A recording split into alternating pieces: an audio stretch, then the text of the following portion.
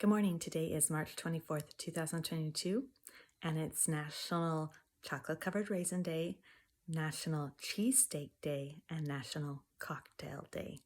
So, cocktail is a beverage made with spirits that's mixed with other things. Um, Usually, beer and wine are not cocktails, but they are sometimes used to mix in cocktails.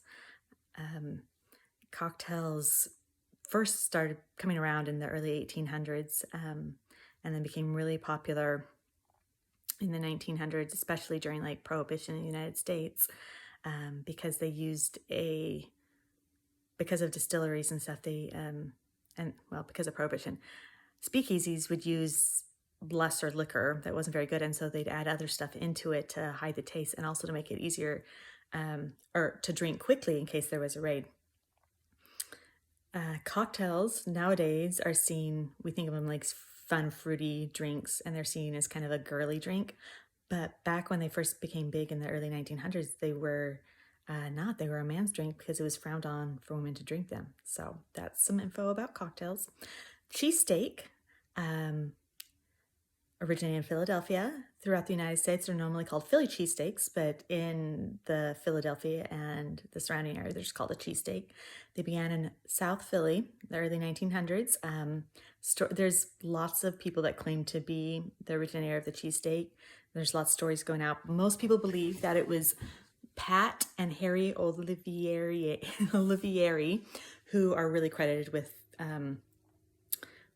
creating the first cheesesteak. And Pat, he had a hot dog stand, and one day he threw some beef on it and some onion and cooked it up to eat, and a taxi driver drove by and thought it looked good and asked him to make one. And then other people were like, oh, that's really good, you should start doing this. And so his hot dog stand transitioned to a cheesesteak stand, and then he started his restaurant, which is called Pat's, oh no, I can't remember what it's called, Pat's House of Steaks, something steak. Sorry, it's still around today, so you can go there. And originally, though, did not have cheese, but now it was just a steak sandwich. But now they're called cheesesteaks because they're used with cheese. Originally, it was provolone, and it's still widely used as provolone, but people also use Cheese Whiz a lot for their cheesesteaks. So there's a big kind of rivalry between cheesesteaks made with Cheese Whiz versus made with provolone.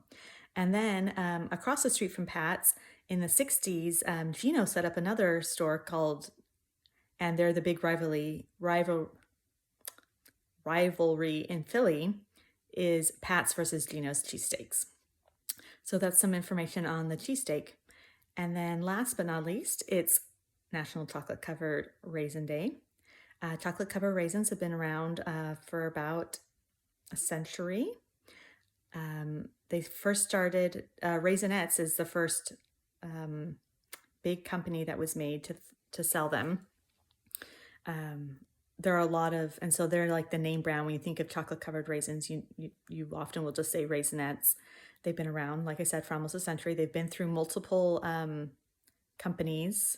At one point, Nestle owned them, but then they started off with a different company, and then Nestle bought them, and then they recently sold them to a different candy company. Fun fact about Raisinets, that 1 million Raisinets are created every hour. I think it's hour.